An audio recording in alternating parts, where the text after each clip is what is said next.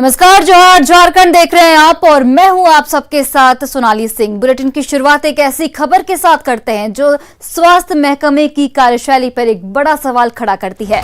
दुमका सदर अस्पताल में एक महिला 4 से 5 दिनों से इलाज के इंतजार में फर्श पर रहने को मजबूर थी।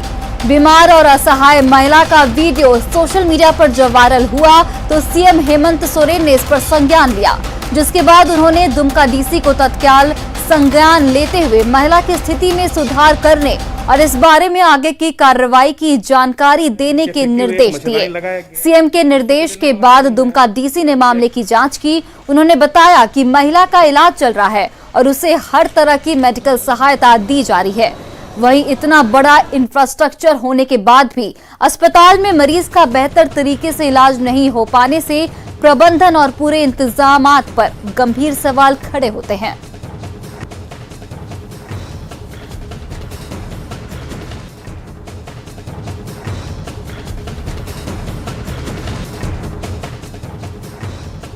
तो देखिए, हम आपको दो तस्वीरें दिखा रहे हैं। पहली तस्वीर फर्श पर रखी गई थी मरीज।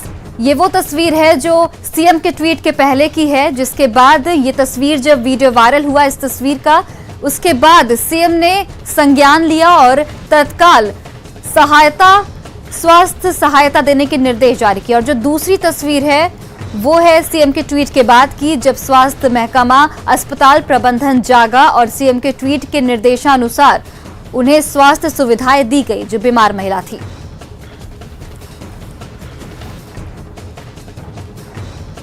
दिनों से ये महिला यहाँ नीचे पड़ी हुई थी, तो हमारे कुछ कार्यकर्ता आए थे। तो कल आए तो हमको बताया कि ऐसे ऐसे बात है। कल हम रात में ही यहाँ के सीएस से हम बात किए। सीएस बोलते हैं कि यहाँ हम कुछ नहीं कर सकते हैं क्योंकि ये मेडिकल कॉलेज के डॉक्टर लोग हैं। उन्होंने कहा कि आप लोग डायरेक्ट यहाँ के सुपरिटेंडेंट से बात कीजिए। सुपरिटेंडेंट कल रात भर नहीं थे। ऐसे स्थिति में ये पूरी तरह से हम लोग देख रहे हैं कि पूरी तरह से हॉस्पिटल का जो प्रबंधन है वो पूरी तरह से फेल्योर है। दूसरा, इसमें हमने डायरेक्ट मुख्यमंत्री को ट्वीट किया, तो मुख्यमंत्री जी हम चाहते हैं कि वो पूरी तरह से इस अस्पताल को संज्ञान में लेकर के पूरी तरह से जो दोषी लोग हैं उन पर कार्रवाई करें। हालांकि ये लाइट को दिखाया जा रहा है, नीचे फेंकी हुई एक मच्छरदानी लगाया गया, कोई सूद लेने वाला नहीं है, तो रख दिया गया जहाँ हाथ धोते बेसिन के बगल। मौजूद है दुमका के फूलो झानो मेडिकल कॉलेज अस्पताल परिसर में। कल यहाँ से एक तस्वीर वायरल हुई थी जिससे मुख्यमंत्री ने निर्देश दिया था जिला प्रशासन को और कार्रवाई करते हुए अब बेड मुहैया कराया गया। मामला था कि एक महिला जो कई दिनों से अस्पताल परिसर में थी और कहा जा रहा है कि उसके शरीर में कीड़ा लग गया था। इस कारण जो है महिला को परिसर अस्पताल में कोने वाला बेड दे दिया गया था, जिसमें बेड भी नहीं दिया गया था, एक चबूतरा में उसे सुला दिया गया था। इसको लेकर जब सोशल मीडिया पर ये वीडियो वायरल हुई, इसके बाद जो है मुख्यमंत्री ने निर्देश दिया और जिला प्रशासन को कार्रवाई करने का निर्देश दिया। हालांकि निर्देश देने के बाद अब जो है अस्पताल प्रबंधन जो है वो रेस हुई और उसे अब जो बेड है वो मुहैया कराया गया है। हालांकि यह अब हम कह सकते हैं कि जो अस्पताल प्रबंधन की लापरवाही थी, इस कारण जब इतनी बड़ी इंफ्रास्ट्रक्चर है और अस्पताल बनाया गया तो जब मरीज को सुविधा ही नहीं मिलेगी तो किस तरह का अस्पताल होगा। दुमका से न्यूज़ 18 के लिए नीतीश कुमार। अगर जुनून पक्का हो तो कोई भी बाधा इतनी बड़ी नहीं हो सकती कि सपने पूरे नहीं हो पाए। कुछ ऐसा ही हुआ है जमशेदपुर में, जहां 8 साल की बच्ची तुलसी कुमारी के आम 10,000 रुपए में मुंबई की एक संस्था ने खरीदे हैं।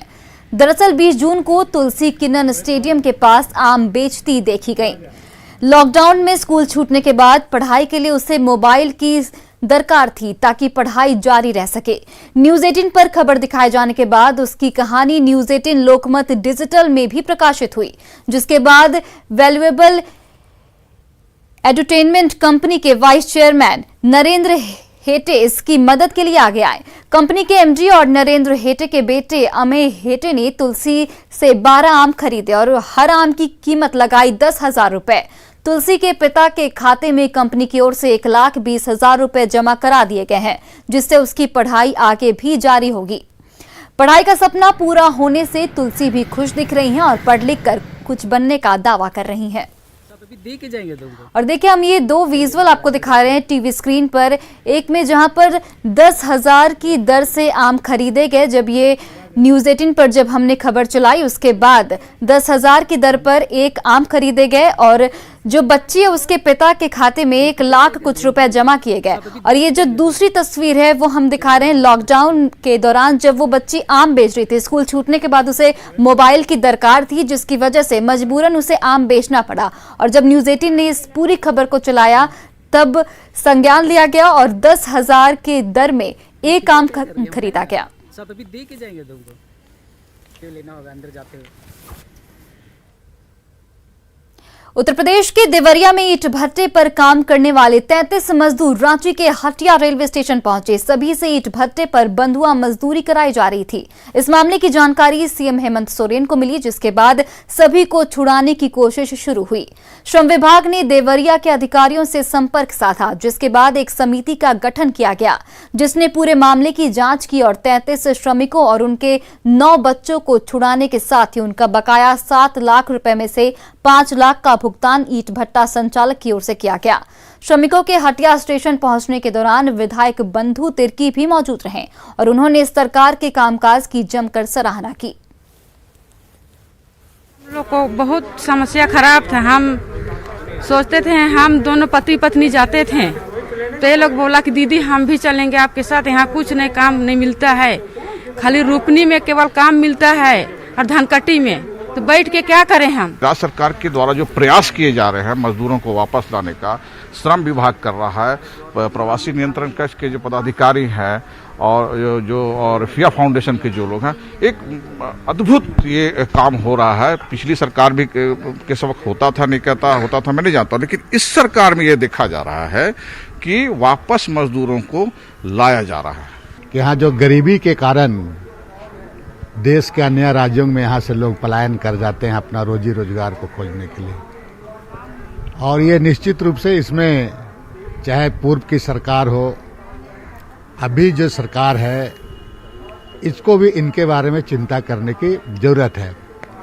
हालांकि सरकार चिंता कर रही है और उसी का परिणाम है कि आज लोग सकुशल यहाँ पर लौटे हैं। और देखिए झारखंड में न्यूज 18 की खबर का बड़ा असर हुआ है। सीएम हेमंत सोरेन ने रिक्त पदों को जल्द भरने का निर्देश दिया है। इसे लेकर मुख्यमंत्री ने मुख्य सचिव, कार्मिक विभाग की प्रधान सचिव, झारखंड कर्मचारी चयन आयोग के अध्यक्ष और महाधिवक्ता को 1 महीने के भीतर नियुक्तियों में आ रही बाधाओं को दूर कर विज्ञापन प्रकाशन करने का निर्देश दिया।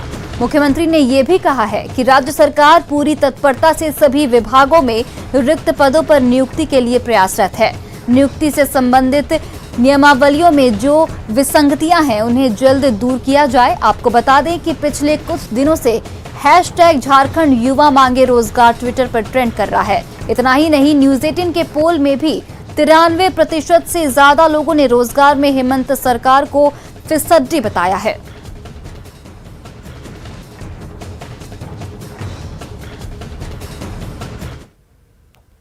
और झारखंड में स्वास्थ्य सुरक्षा सप्ताह को 1 जुलाई सुबह 6 बजे तक बढ़ा दिया गया है। इस दौरान मौजूदा शर्तें लागू रहेंगी, यानी शनिवार शाम 4 बजे से सोमवार सुबह 6 बजे तक वीकेंड लॉकडाउन जारी रहेगा। वहीं राज्य भर में दुकानें शाम 4 बजे तक ही खुलेंगी।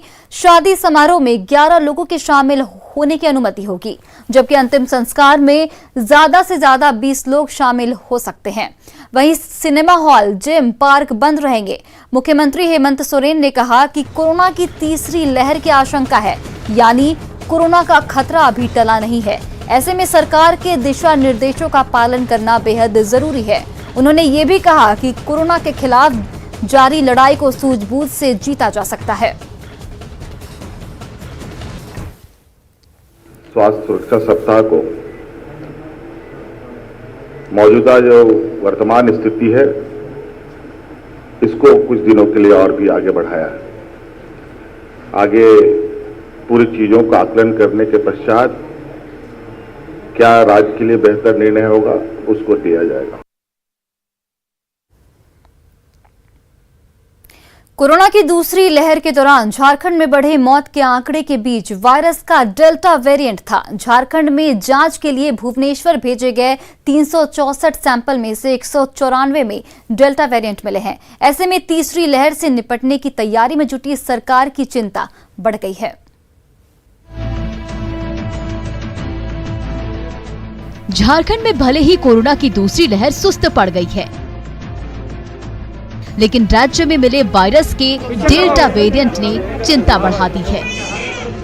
झारखंड से 364 सैंपल जांच के लिए भुवनेश्वर भेजे गए थे, जिनमें से 194 सैंपल में डेल्टा वेरिएंट पाए गए, जबकि 63 सैंपल में गप्पा वेरिएंट और 59 में अल्फा वेरिएंट मिले हैं।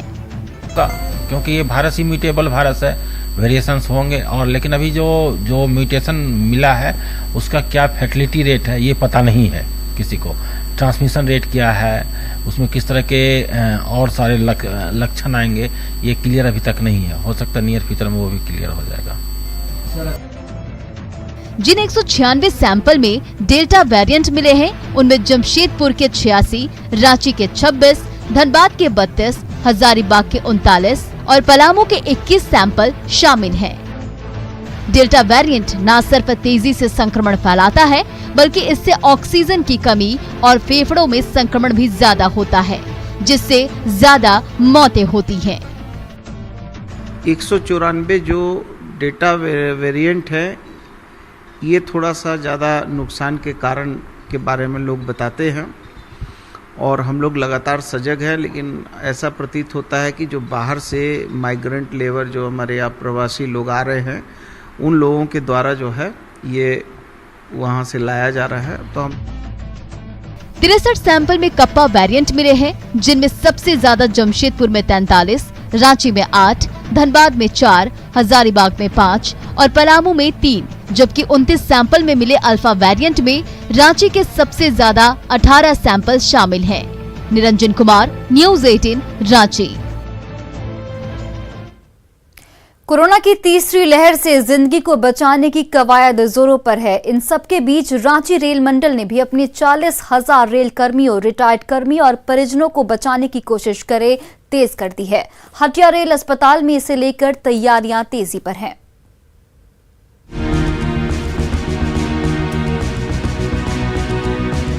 कोरोना की तीसरी लहर और नए नए वेरिएंट लोगों के लिए खौफ पैदा कर रहे हैं। ऐसे हालात से निपटने के लिए रांची रेल मंडल भी अपने 7,000 कर्मियों समेत कुल 40,000 पूर्व रेल कर्मियों और परिजनों को जरूरत पड़ने पर स्वास्थ्य सेवा पहुंचाने की कोशिशों में जुट गया है। इसको लेकर हटिया रेल अस्पताल में मुकम्मल तैयारी की जा रही है। एक नजर डालते हैं कोरोना की तीसरी लहर को लेकर रेलवे की तैयारियों पर। हटिया रेल अस्पताल में 40 बेड की सुविधा, बच्चों के लिए रहेंगे 8 बेड, सभी बेड पर पाइपलाइन के जरिए ऑक्सीजन की सुविधा। अस्पताल में रहेंगे 136 ऑक्सीजन सिलेंडर मौजूद। ऑक्सीजन प्लांट लगाने की प्रक्रिया आखिरी चरण में। रेल अस्पताल में 2 वेरिएंट, 17 ऑक्सीजन कंसंट्रेटर मौजूद। 4 वाईफाई मशीन की डिमांड की गई है। रेल अस्पताल में 7 स्थायी डॉक्टर, 12 अनुबंध पर। संस्थान का सबका तो है जी, अभी रेडी है, सब रेडी है। हम लोग वेंटिलेटर, दवाई सब है, रेडी है। ऑक्सीजन प्लांट भी लगाने का है, सैंक्शन हो चुका है, थोड़ा दिन में वो भी हो जाएगा। डॉक्टर नर्स वो तो है सफिशिएंट। दरअसल कोरोना की दूसरी लहर में तकरीबन 500 रेलकर्मी इसकी चपेट में आए थे और 25 कर्मियों के संक्रमण से मौत हो गई थी, जिसके बाद तीसरी लहर को लेकर रेलवे किसी भी तरह की चूक के मूड में नहीं है। थर्ड वेव आने का है, उसके लिए जो मेडिसिन की रिक्वायरमेंट है, जो एज पर प्रोटोकॉल है, उनका प्रोक्योरमेंट किया जा रहा है और उसके लिए भी जो टेंडर्स और बाकी जो प्रोसेस हैं वो काफ़ी तेज़ी से काम चल रहा है। जहाँ तक बच्चों की बात है जो आपने किया, उसके लिए 8 बेड्स हैं वहाँ पे ईयरमार्क किए गए हैं और ज़रूरत पड़ेगी तो फिर और उसका देखा जाएगा जैसे सिचुएशन होता है। साथ ही एक जो कोविड से रिलेटेड जो प्रोटोकॉल्स होते हैं जिसके तहत हम लोगों को सोशल डिस्टेंसिंग, फेस मास्क और हैंड सैनिटाइजेशन का प्रयोग करना है, वो तमाम तरह के हम लोगों को जो प्रोटोकॉल्स को पालन कर रहे हैं। हटिया रेल अस्पताल में इन दिनों वैक्सीनेशन भी जोरों पर है। साथ ही तीसरी लहर को देखते हुए जरूरी दवाएं, ऑक्सीजन सपोर्टर बेड और वेंटिलेशन समेत अन्य मशीनों की भी व्यवस्था मुकम्मल कर ली गई है। हटिया रेल अस्पताल की ऐसी व्यवस्था देखकर रेल कर्मियों ने भी राहत की सांस ली है। न्यूज़ 18 के लिए रांची से संजय कुमार सिन्हा की रिपोर्ट। न डरिए न डराइए, सच जानिए।